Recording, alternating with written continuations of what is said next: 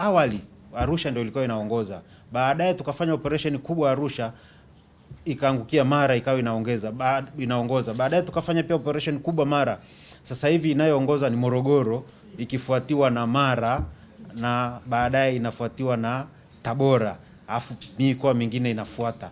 Na tumeweka mikakati madhubuti ya kuhakikisha kwamba tunadhibiti sasa hiyo mikoa, na ndio maana Morogoro tunaanza kuanzisha mkoa maalum pale kwa ajili ya kudhibiti bangi katika eneo lile.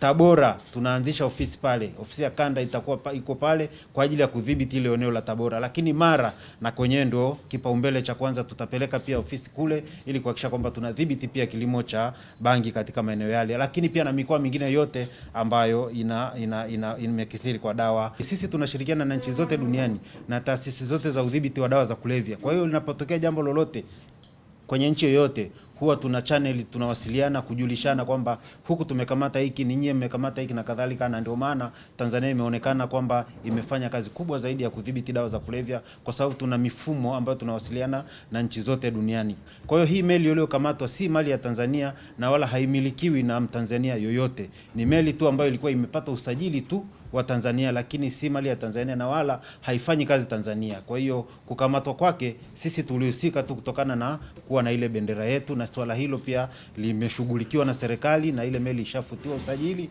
na hatua nyingine za kisheria zinaendelea kuchukuliwa.